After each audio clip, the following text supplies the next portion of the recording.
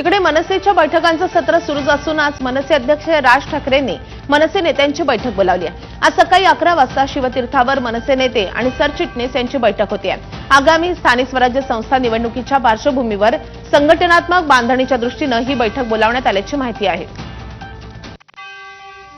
रामदास कदम आणि ठाकरेंच्या शिवसेनेमध्ये दसरा मेळाव्यापासून रंगलेला वादाचा सामना अजूनही सुरू आहे। काल रामदास कदमांनी पुन्हा एकदा पत्रकार परिषद घेत ठाकरेंच्या सेनेचे आमदार अनिल परबांवर आरोपांचे बाण सोडले। बाळासाहेब ठाकरेंच्या निधनावेळी मातोश्रीवर उपस्थित असणाऱ्या डॉक्टरांची नावे जाहीर करा असं आव्हानच कदमांनी परबांना दिले।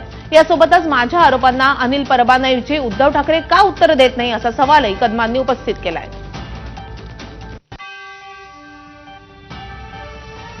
बाळासाहेब ज्या खोलीमध्ये होते त्या खोलीमध्ये 24 तास डॉक्टरांचे पथक होतं, नाव सांग, का त्यांनी पैसे घेतले ते सांग, का त्यांनी मुलीटी काढली नाही ते सांग, का ते लोकांसमोर आले नाही ते सांग, नाही सांगू शकत। हा म्हणतोय असंख्य लोक भेटत होती साहेबांना, चूक आहे, तो दलाली खाऊन बोललाय।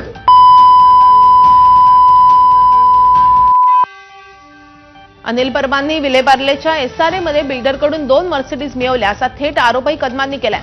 परबांनी 8000 मराठी रहिवाशांना शाखेमध्ये बोलावून दम दिला, त्यांचा फ्लॅट खाली करायला लावले, फक्त 1 वर्षाचं त्यांना भाडं दिलं आणि परबांनी कोट्यवधी रुपये कमावले असा गंभीर आरोपही रामदास कदमांनी केलाय। याची अवकाश आहे का? याची अवकाश आहे माझ्यावरती बघण्याची? मला तर प्रोटोकॉल असे वाटलं जे आपल्या मालकाला उद्धव ठाकरेला खुश करण्यासाठी रामदास कदमावरती कसा बोलू शकतो? 100 पिढ्या खाली आल्यामध्ये माझ्यावरती बोला। दरम्यान अनिल परबांनी रामदास कदमांच्या पत्नी जळाल्या की जाळलं असा प्रश्न उपस्थित केला होता। त्यावर काल स्वतः कदमांच्या पत्नी ज्योती कदम यांनी माध्यमांसमोर येत उत्तर दिलंय। तुम्हाला पण त्रास होतो, तुमचे जे स्टेटमेंट जे येत आहेत ना, जे पब्लिक बोलते ते वेगळं आहे, पण तुम्ही जो घालताय प्रकार तुमच्या याच्यामध्ये फार चुकीचा आहे। तुम्ही एखादी एवढी बदनामी तर करू नका ना, तुम्ही त्याच्यामध्ये बघा काय बोलतायत ते।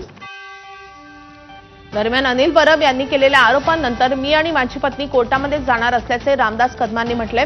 बाळासाहेब राहिले असते तर आज अनिल परब यांना लाथ मारली असती असाही घणाघात कदमांनी केलाय। आम्ही नाही घेतायचं मग तुमची राजकीय पुढे भाग घेण्यासाठी, आणि हे भोगा लागते ना अनिलला। मी माझी मिसेस अनिल परबच्या मुलामध्ये न्यायालयात जाणार, त्यांनी नाहक आमची बदनामी केली, माझ्या पत्नीची बदनामी केली, नाहक बदनामी केली। तुमचं ऍफिडेव्हिट देतोय, ते रजिस्टर करून देतो आम्ही, आणि आम्हीच काय कुणाच्याही बायका मुलांच्या बाबतीत असं नका म्हणून आहे। गुलाबराव पाटील यांनी बच्चू कडू यांना आव्हान दिल्यानंतर आता बच्चू कडू त्यांना न भेटताच पायदी गावाच्या वेशीवरून परतले। चाळीसगावमधील कार्यक्रमाला जायचं असल्यानं आता गावाच्या वेशीवरूनच परत जातो आहे। मात्र कर्जमाफीचा निर्णय झाल्यानंतर गुलाबराव पाटील यांची भेट घेण्यासाठी पुन्हा येणार असल्याचं बच्चू कडू यांनी सांगितलंय। मला वाटलं गुलाबराव इथं हजर राहील, पण गुलाबराव घरी आहे आणि कर्जमाफीनंतर माझ्या विदर्भातला ठेचा भाकर घेऊन येणार आहोत। गाव शेतकऱ्याचं आहे, मजुराचं आहे, ते तुमच्या पार्टीचं नसतं, नेत्याचं नसतं, आणि गुलाबरावची आमची काही दुश्मनी नाही आहे। किसान के लिए लढना पडेगा गुलाबराव को। कर्जमाफी झाली का ठेचन भाकर घेईन आणि गुलाबरावला खाऊ घालत। दरम्यान बच्चू कडू यांच्या स्वागतासाठी खास खानदेशी पद्धतीचा भाकरी आणि ठेच्याचा पाहुणचार तयार ठेवलेला होता असं गुलाबराव पाटील यांनी सांगितले। तसंच टीका करणं हे विरोधक म्हणून त्यांचं कामच आहे। कर्जमाफीचा निर्णय शासनाच्या विचाराधीन असल्याचं यावेळी गुलाबराव पाटील यांनी सांगितलंय। आम्ही त्यांच्या घरी जाऊन मोर्चा काढून त्यावेळेस साहजिक म्हणलं की ह्या गोष्टी मोर्चा काढून तुम्ही डायरेक्ट येऊन सांगू शकतात, त्यामुळे माणूस बोलतो या काढा मोर्चा। पण आज तिकडे आले असते तर त्यांना मी प्रेमानं ठेचा भाकरी खाऊ घातला असता आणि त्यांचं स्वागत केलं असतं।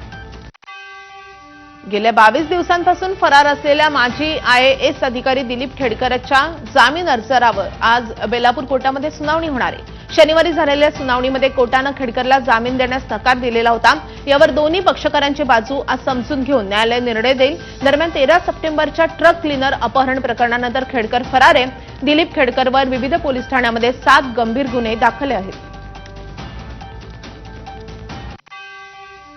ऊस उत्पादनाच्या वाढीसाठी शेतकऱ्यांनी आता AI कृत्रिम गुणवत्ता टेक्नॉलॉजीचा वापर करावा, तसेच शेतकऱ्यांच्या ऊसाला प्रति क्विंटल 2500 रुपये दर आणि या ऊसाचे चुकारे 45 दिवसांमध्ये करण्याची घोषणा केंद्रीय मंत्री नितीन गडकरींनी केली आहे. भंडाऱ्याच्या देवाडा येथील मानस साखर कारखान्याच्या वतीनं करडी इथं आयोजित करण्यात आलेल्या शेतकरी मेळाव्यामध्ये ते ऊस उत्पादक शेतकऱ्यांना मार्गदर्शन करताना बोलत होते. देवाडा येथील मानस साखर कारखाना पश्चिम महाराष्ट्रातील साखर कारखान्यासारखा करायचा असून त्यासाठी शेतकऱ्यांच्या सहकार्याची गरज असल्याचंही गडकरींनी म्हटलंय.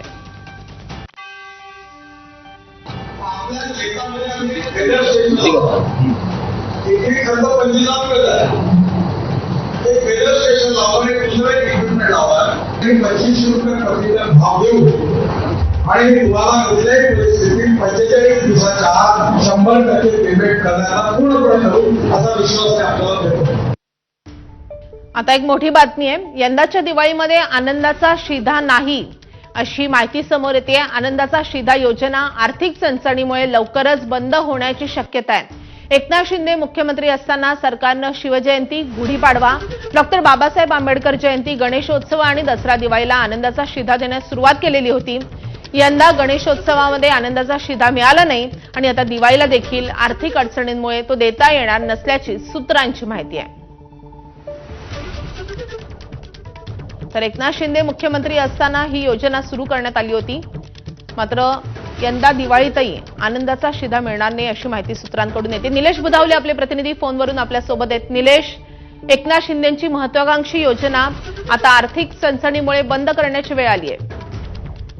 शिवभोजन थाळी पाठोपाठ आता आनंदाचा शिधा योजना जी आहे ही देखील आता बंद होती की काय अशा पद्धतीची चर्चा सुरू झालेली आहे. कारण ज्यावेळेस आनंदाचा शिधा द्यायचा असतो त्याच्या 1 महिना आधी प्रशासनाच्या वतीनं अन्न नागरी पुरवठा खात्याला तसा प्रस्ताव तयार करण्यासंदर्भात सांगण्यात येतं आणि त्यानंतर त्या सणामध्ये आनंदाच्या शिधाचं वाटप होतं. आता 2 आठवड्यांवर दिवाळी आलेली आहे, मात्र अद्याप कुठल्याही प्रकारचा प्रस्ताव तयार नाहीये.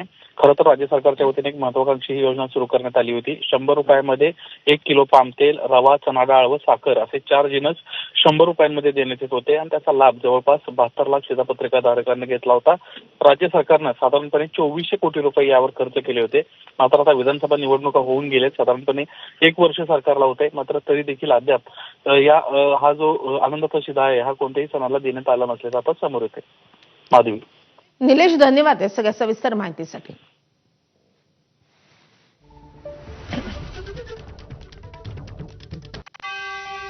तिकडे कोल्हापूरच्या कागल तालुक्यामध्ये भाजपचे मंत्री हसन मुश्रीफांना धक्का मिळालाय.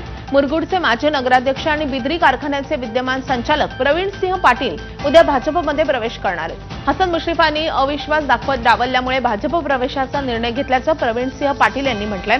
मुरगुडमध्ये कार्यकर्त्यांसह बैठक झाल्यानंतर प्रवीण सिंह यांनी भाजप प्रवेशाचा निर्णय जाहीर केलाय. दरम्यान प्रवीण सिंह यांचे भाऊ रणजित सिंह पाटील हे मुश्रीफांसोबत जात असल्यानं प्रवीण सिंह यांनी भाजप प्रवेशाचा निर्णय घेतल्याची चर्चा आहे.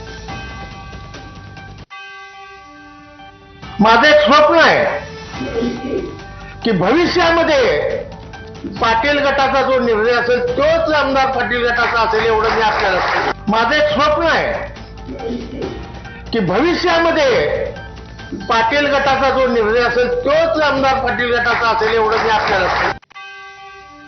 भंडारा शहरामध्ये पडलेल्या मुसळधार पावसामुळे आता भंडारा शहराच्या मध्यवर्ती ठिकाणी असलेल्या मिस्किन टँक येथील नगरपालिकेचा तलाव सायंकाळी फुटलाय.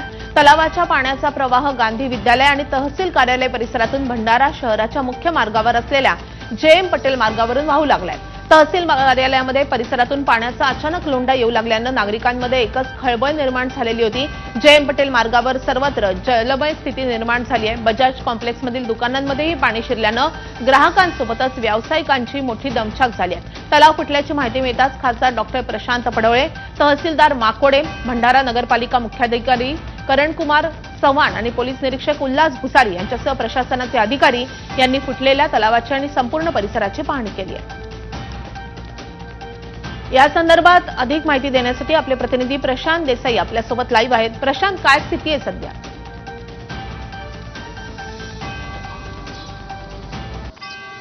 निश्चितच काल भंडारा जिल्ह्यामध्ये अतिवृष्टी झाली आणि याचा परिणाम भंडारा शहरालगत असलेल्या मिस्किन टँक येथीलही तलावावर बघायला मिळाला. याचा परिणाम मिस्किल टँक ओव्हरफ्लो झाला आणि त्याची कॅपॅसिटी जे संरक्षण वाल होती, त्याचं जे दिवाल तलावाची पाड होती ती फुटली आणि त्याचं पाणी पूर्णपणे सखल भागामध्ये बघायला मिळालं. तहसील कार्यालय असो, गांधी विद्यालय असो, बजाज कॉम्प्लेक्स असो किंवा त्या परिसरामध्ये असलेल्या सखल वस्तीमध्येही याचं पावसाचं पाणी गेलं आणि परिसर पूर्णपणे जलमय झालेला होता. नागरिकांची मोठी तारांबळ उडाल्याचं चित्र बघायला मिळालेलं होतं. एकंदरीतच या परिसरामध्ये असलेल्या मोठ्या नाल्यामधून हे पाणी प्रवाहित झाल्यामुळे सुदैवानं कुठल्याही वस्तीमध्ये कुणाच्या घरामध्ये पाणी न शिरल्याने मोठंही तारांबळ उडाल्याचं चित्र जरी असलं तरी नागरिकांना तो दिलासादायक ठरलेला होता. एकंदरीतच पालिका प्रशासनानेही हे पाणी ही पाड का फुटली या संदर्भामध्ये वेळोवेळी वेगवेगळे उत्तर दिलेत आणि टाळाटाळ करण्याचा प्रयत्न केला. त्याच्यामुळे नागरिकांमध्येही कुठेतरी रोष बघायला मिळालं होतं. प्रशांत, धन्यवाद या सगळ्या सविस्तर माहितीसाठी. पुढच्या बातमीकडे वळूया. सोनम वांगचुक यांच्या अटकेला आव्हान देणाऱ्या पत्नी सोनम वांगचुक यांच्या सुटकेसाठीच्या याचिकेवर आज सर्वोच्च न्यायालयामध्ये सुनावणी होती. रासुकानुसार झालेल्या अटकेला वांगचुक यांच्या पत्नीनं सुप्रीम कोर्टामध्ये आव्हान दिलंय. वांगचुक यांच्यावर लेह इथे हिंसक आंदोलन भडकवल्याचा आरोप आहे. भारतीय महिला संघानं वन डे विश्वचषकामध्ये पाकिस्तानचा 88 धावांनी धुव्वा उडवलाय. या सामन्यामध्ये भारतीय संघानं पाकिस्तानसमोर 248 धावांचं आव्हान ठेवलं होतं. भारताकडून हरलीन देओलनं सर्वाधिक 46 धावांचे खेळी केले. त्यानंतर भारतीय गोलंदाजांच्या प्रभावी माऱ्यासमोर पाकिस्तानचा डाव अवघ्या 159 डावातच संपुष्टात आलाय. वेगवान गोलंदाज क्रांती गौड आणि दीप्ती शर्मानं प्रत्येकी 3 तर स्नेह राणानं 2 विकेट्स घेतल्यात. या विश्वचषकातला भारताचा हा सलग दुसरा विजय ठरलाय. महत्वाची बाब म्हणजे गेल्या महिनाभरामध्ये भारताच्या पुरुष आणि महिला संघानं पाकिस्तानला हरवण्याची ही सलग 4थी वेळ आहे. दुबईतल्या आशिया चषकामध्ये पाकिस्ताननं सलग 3 सामन्यामध्ये भारताकडून सपाटून मार खाल्लेला होता. तर या बातम्यांसोबतच बुलेटिनमध्ये वेळ झाली आहे इथेच थांबण्याची. पुढचं बुलेटिन घेऊन येते आकांक्षा. पाहत रहा एबीपी माझा.